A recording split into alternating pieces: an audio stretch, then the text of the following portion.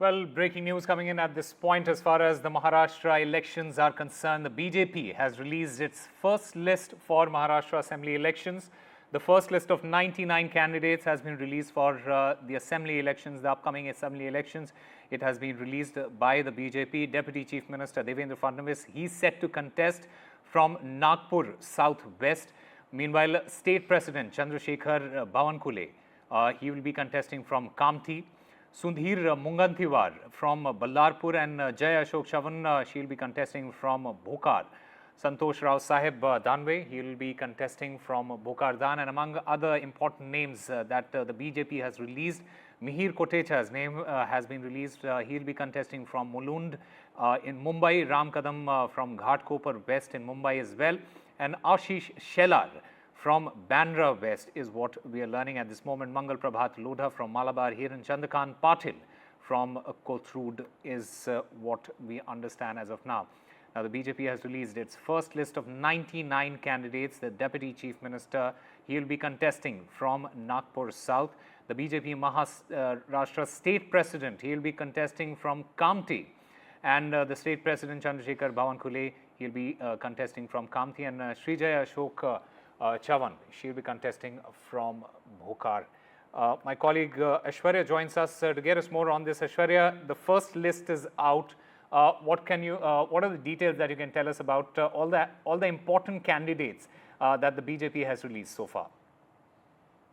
Well, certainly 99 candidates named in the first list of the Bharatiya Janata Party for the state of Maharashtra, the much awaited list after the much deliberations by Amit Shah and BJP President JP Nadda, holding several key meetings with Ajit Pawar, Eknath Shinde and Devendra Fadnavis itself as far as the alliance is concerned and seat finalization is concerned. And BJP, after that crucial meeting with the state unit of the BJP Maharashtra and the CEC that took place under the chairmanship of Prime Minister Narendra Modi, it is the Bharatiya Janata Party who has announced its first list for the state of Maharashtra. 99 candidates have been named, and important names, as you rightly mentioned, of course, Devendra Fadnavis, Deputy Chief Minister of Maharashtra from Nagpur South and also Southwest, and also BJP State President Bawankule also will be contesting from and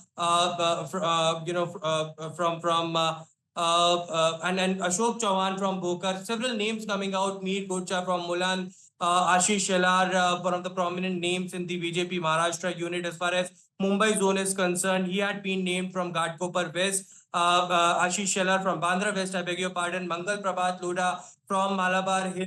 Subhash Deshmukh from Solapur South, Nitish Rane from Kankalwali, and there was much deliberation happened on several of the seats where the seats had been given to Shiv Sena and the NCP faction of Ajit Pawar as well. Particularly, the BJP strategizing on how there would be 100% vote share on those particular seats where they have won in the earlier elections as well to the alliance members, including the Eknath Shinde Shiv Sena faction and the NC Pawar Ajit Pawar faction. So clearly, the first list is very particular about those names which had a winnability criteria and those who had enough presence in their seats. Of course, as we all know, in the last meeting, it was stated by several BJP leaders that winnability is one of the major criteria, and BJP had not shied away from giving tickets even to those candidates who represents and who has the family bastion in their seats as well. Several names also interestingly coming out who had just shifted the party from Shiv Sena and from the NCP to the Bharatiya Janata Party, and those candidates also now getting the names finalized for Maharashtra polls. Right, Aishwarya, stay with us. We are also joined by Anuj Raite there. Anuj, just give us a sense of, the selection of these candidates, the criteria for this selection, and also the election strategy that the BJP is hoping to employ here. What is the strategy for Maharashtra, especially when you look at the first list of these 99 candidates?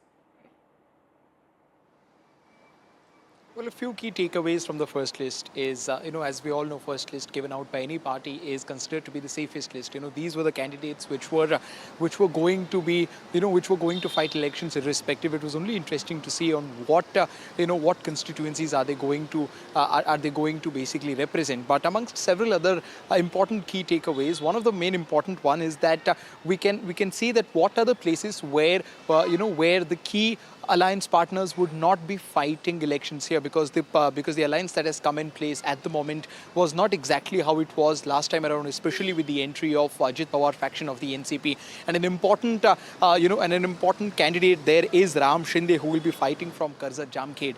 That one constituency becomes very important because the incumbent MLA from that place is Rohit Pawar, another strong name from the Pawar family who is on the side of the Sharad Pawar side. But now, given that the BJP has named their candidate here in Ram Shinde, it becomes very prominent. It becomes very clear that Ajit Pawar will not be naming his candidate from this particular constituency. Besides that, we've also seen that several key leaders have also found themselves a place in this particular list, as Ashwarya was talking about, including Nitesh Rane, who's a son of Narayan Rane. There are still talks or chatters about how his elder brother might still fight from on the symbol of Shiv Sena, Shinde Sena rather. So, his name has not been included in this list yet. But Nitesh Rane, who is on his, who has been, there have been several posters across the state on calling him the next minister in the next Maharashtra cabinet. His name is here. We are seeing that Chandrashekhar Bawankule, the state president of the Bharatiya Janata Party, who was omitted from the list last time around in 2019, as far as the list of candidature list is concerned from the Bharatiya Janata Party, his is one of the more prominent names that one can spot here. But the highlight, of course, remains that the Deputy Chief Minister Devendra Fadnavis will be fighting from the Southwest constituency, Nagpur Southwest constituency. Now, a chatter going around that constituency is that there were talks about how Anil Deshmukh, the former Home Minister, who has had a feud against Devendra Fadnavis over the, over the last few months or last few years, so to say. There were talks about how he can challenge Devendra Fadnavis there in Nagpur. So it'll be interesting to see what Sharad Pawar faction exactly goes ahead and does there. But what the Bharatiya Janata Party has done today is that it has become the first major party to put out its first list of candidate of 99 names out in the public. And through this particular act, they'll also be trying to show the perceived, rather they would try to show how comfortable the Bharatiya Janata Party is at the moment. So to get the majority of their, seats declared in the public in the first attempt as well. Now, we are still unclear about exactly what is the number of seats that the Bharatiya Janata Party would be fighting on, as the consensus hasn't been made public. But what we can, what the sources tell us, it might range from anywhere from 155 to 160. And if that is the case, the second list becomes very crucial because the first list is, as said before, considered to be the safer one, where a majority of those candidates whose names were going to feature in the list anyhow have found themselves here in this first list. Anuj, reservation has been one of the key issues as far as Maharashtra is concerned, and a lot of that focus has been on the SC as well as ST reservation. The talk has been around that. Has that also been incorporated in the list that has come out?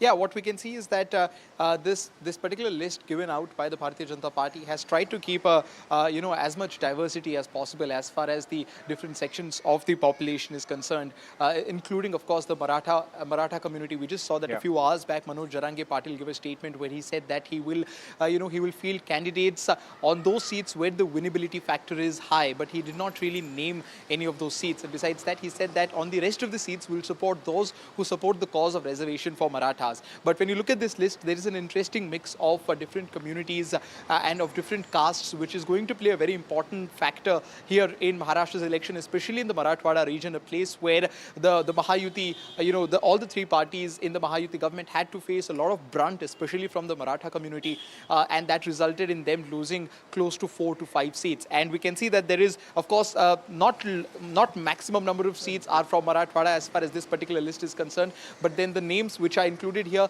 show the attempt of the Bharatiya Janata Party to maintain some sort of diversity when it comes to not just the different castes but also the different linguistic communities here in Maharashtra.